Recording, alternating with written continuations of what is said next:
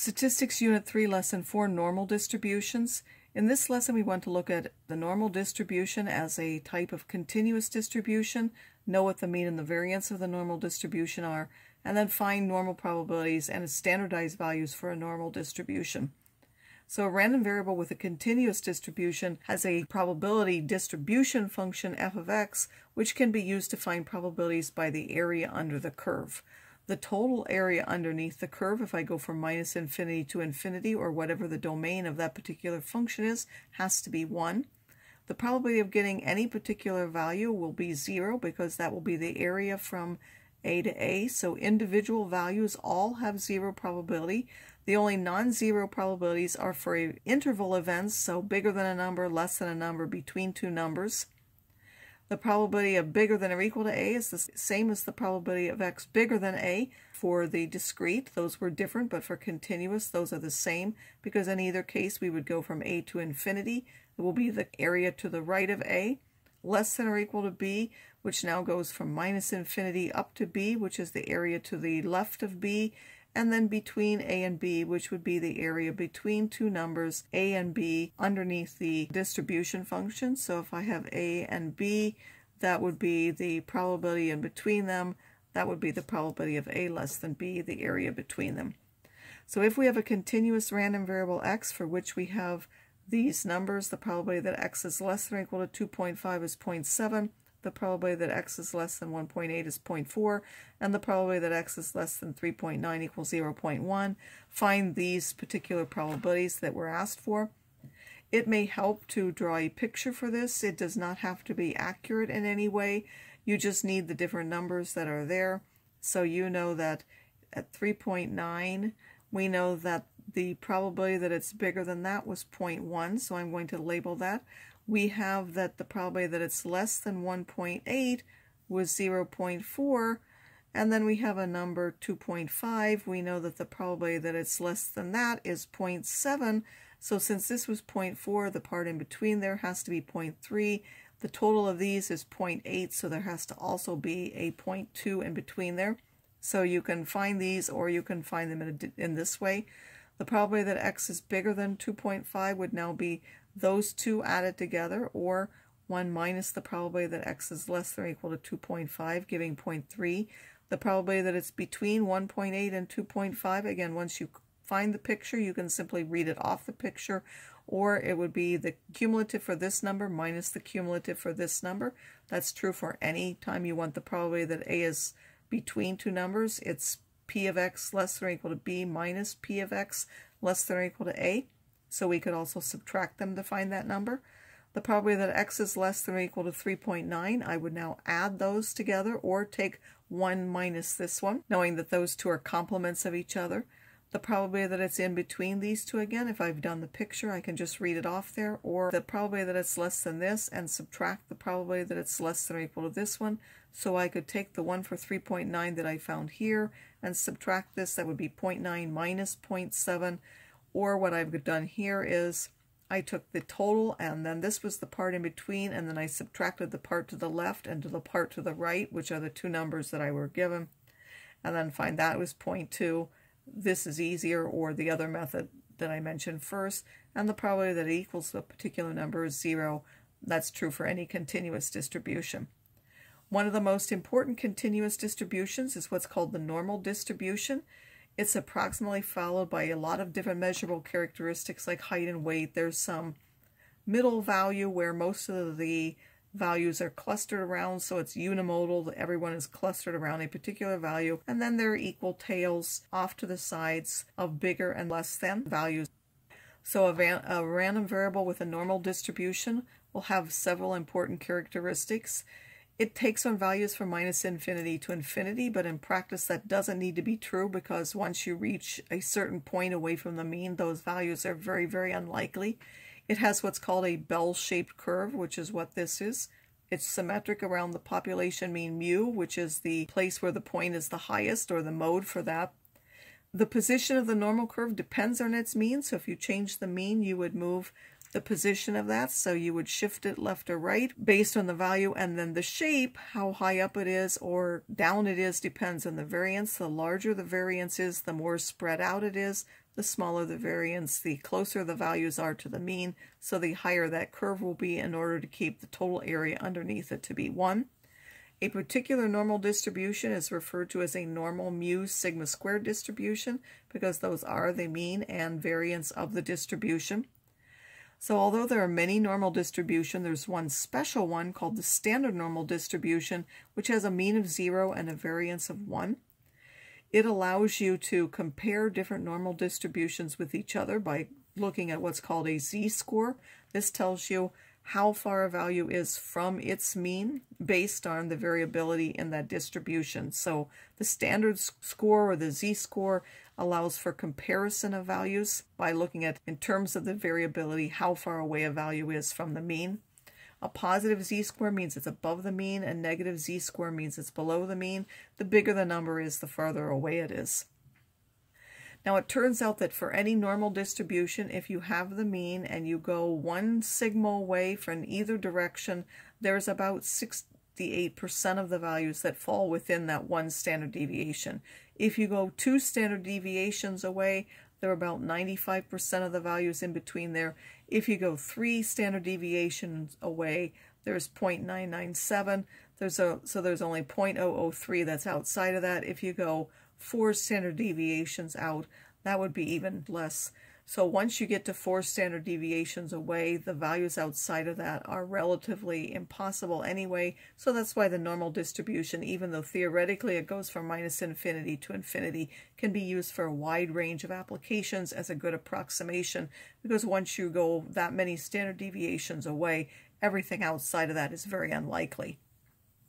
Now, if we standardize a value, we will also get something without units, and it doesn't change the distribution's shape because it will have a center of 0 and a standard deviation of 1.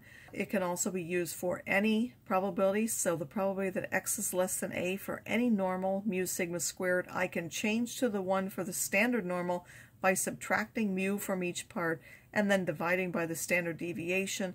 And now this random variable x minus mu over sigma happens to have a standard normal distribution, and therefore I can now use the standard normal distribution for the standardized value of this a. So I could either have this if they're available, or this if I'm only given standard normals. I can find probabilities that way. Probabilities for the cumulative distribution for the standard normal have been calculated and put into tables. TI-83 and 84 calculators, as I said, have also been programmed to find the cumulative probabilities for any normal. So we can find probabilities after standardize or by using the given one. If we round the standard normal values to 2 digits, which is what normally is given in tables, the calculator values are going to be slightly different because we've rounded.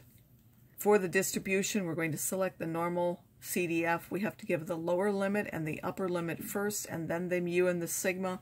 If we only want the lower limit to be -infinity, just enter a large negative. You can either make it -999 or -9,999, or put -1 e to the 99. Again, all of those are big enough that the probability of those will be very, very small and won't really make a difference to, say, 4 decimal places. If we want an upper limit of infinity, you then use a large positive as the upper limit instead. So we have hemoglobin levels for healthy adult males that are approximately normally distributed with a mean of 16 and a variance of 0.81. Find each probability in 2 ways, one from the given normal distribution and then one using the standard normal. Find the probability that a randomly chosen healthy adult male has a hemoglobin level less than 14. So if we use the random variable directly and look at the hemoglobin level, the distribution mu equals 16 and sigma is the square root of the variance, is only 0.9. Then if I want to find the probability that x is less than 14, I use the normal CDF. I put in a very large number, negative number, and then put the upper limit as 14, and then put in the mean and the standard deviation. So if I again go to distributions, and now I want the normal CDF, and I am going to put in, this has already got a large lower one, I'm going to just leave that, and then the upper one I would put in as 14. My mean is going to be 16 and my standard deviation was 0.9. And now I can calculate that number, and that will be 0.131. Or I could alternatively find the z-score for the 14 value. For that, it is 14 minus 16 divided by the standard deviation of 0.9, which is minus 2.22, meaning that this value of 14 is 2.22 standard deviations below the mean of 16. So the probability that x is less than 14 will be the same as the probability that z is less than minus 2.22, which is again subtracting 16 from each and dividing by 0.9, where that x now would now have a standard normal distribution. Now I'm going to do the same thing. I won't put it back in there again. I'm just going to change my values here. Instead of putting the 14 in, I would now put the minus 2.22, and then I need my comma, and then the mean is 0, and the standard deviation is 1, so I would change those, and I will find that it has not exactly the same, as I said, because I rounded that minus 2.22 to that to give 0.0132. As I said, I rounded this, so they're not exactly the same. They're reasonably close. What if we want to find the probability that the hemoglobin level of a randomly chosen male is between 15 and 17?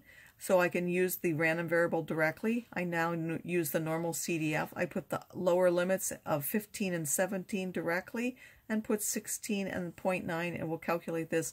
Or I can change them to the standard normal. I need the z-score for this one and the z-score for this, which I do by subtracting the mean and dividing by the standard deviation. So the 15 is 1.11 standard deviations below the mean, and the 17 is 1.11 standard deviations above the mean. I would now put those limits in for the standard normal of 0 and 1. Again, it won't be exactly the same because I've rounded those. Find the probability that the hemoglobin level is more than 18.7. When I use this one, I can put 18.7, and now I want a large upper value. I still put in the mean, and the standard deviation will give me this. Or I can just standardize this value and look at how many standard deviations away it is from the mean of 16. Again, we subtract the 16 and divide by the 0.9, which is 3. So this value is 3 standard deviations away from the mean. I would now go from 3 up to the some large value for 0 and 1. And in this case, I end up with the same value. Now, while cumulative probability values will work for finding probabilities, we need to use inverse values if we want to find a certain x that the cutoff point gives me that probability. So in this case, we can do that with an inverse normal, and then the cumulative probability, and the mu, and the sigma, and the direction. So if we want left of a value, we would choose direction left. If we want it centered, that means we want it between the minus and the plus, and then right for the bigger than that.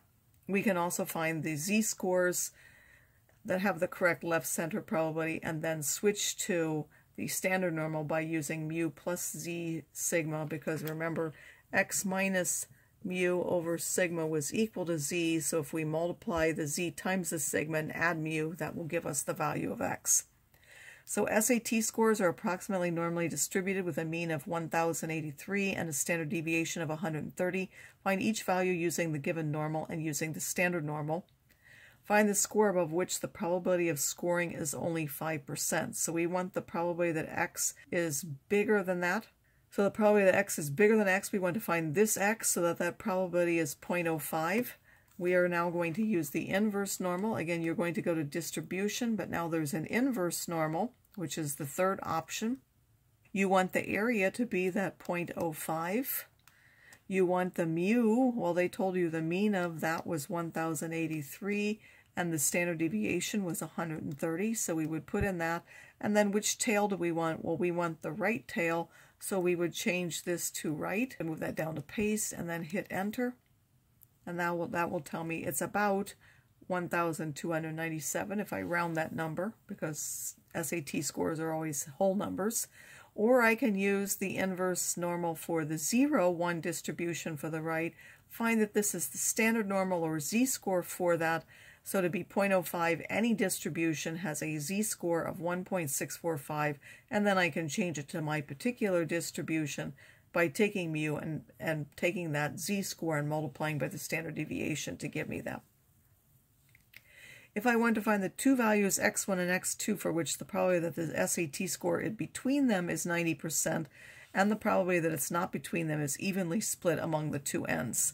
So now I want this probability to be 0.9, and I want this one, x1, to be minus the x2 because those are symmetric. So I would simply pick the center option, which would now give me these two. Or if I did it with the standard normal, I would get two z-scores. Again, the first one saying for any distribution, if you want this for any normal distribution, the number needs to be minus 1.645 standard deviations below, and then the other one is 1.645 standard deviations above, and then you can change them to your particular normal distribution by taking mu plus the standard score times the sigma in each case. It will still give you the same values. Note that if we didn't want the probability equally split, we could find each value using the fact that the probability that it would be less than this would be 0.05 or any other p1 that we wanted it to be, and then this would be 0.95 or any other p, and then find them. So you could use that method. You could change the probabilities, like suppose you only wanted 0.03 below this one, then this would be 0.93 here. If this was 0.02, then this would be 0.92, and you could find those values if you didn't want it evenly split amongst the two. Only then you would use left values to do that.